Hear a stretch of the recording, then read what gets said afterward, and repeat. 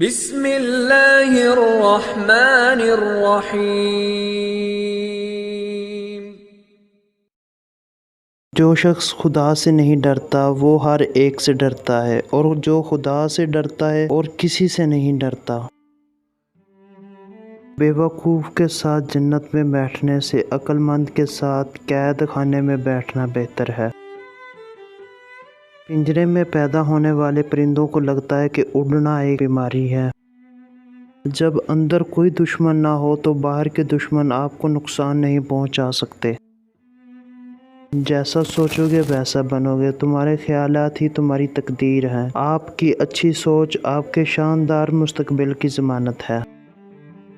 مضبوط رہیں، مثبت رہیں، اپنے حاسدین کو اسی غم میں رہنے دیں کہ آپ ابھی تک مسکرا رہے ہیں۔ ایک عقل مند انسان کم عقل کے ساتھ بحث نہیں کرتا۔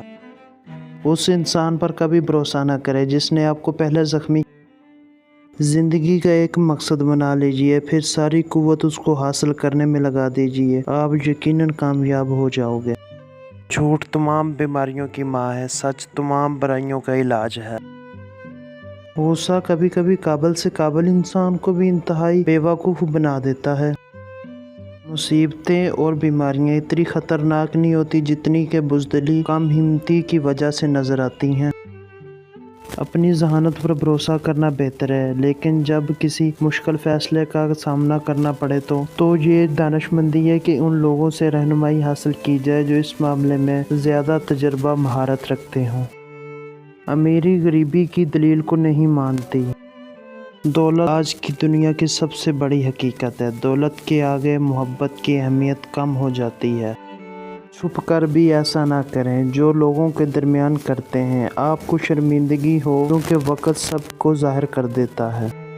اگر انسان نے برا وقت نہیں دیکھا تو اسے پھر بھی برے وقت کے لیے تیار رہنا چاہیے، کیونکہ برا وقت کبھی بتا کر نہیں آتا لیکن سب کو بہا کر لے جاتا ہے۔ ایک شریف آدمی کا جواب اگر بدتمیزی کی صورت میں ملے تو سمجھ جاؤ خطرہ منڈلا رہا ہے۔ اگر آپ کے دوست نہیں ہیں تو اس کا مطلب ہے کہ آپ کو زندگی کا بہت زیادہ تجربہ ہے۔ جھوٹے انسان کو اچھی یادداشت کی ضرورت ہوتی ہے۔ اس انسان پر کبھی بھروسہ نہ کرے جس نے آپ کو پہلے زخمی کیا ہے۔ جس شخص کو تمہارا ذہن قبول نہیں کرتا اس سے ہوشیار رہنا چاہیے۔ جھوٹے الفاظ نہ صرف برے ہیں بلکہ روح کو خطرناک حد تک متاثر کرتے ہیں۔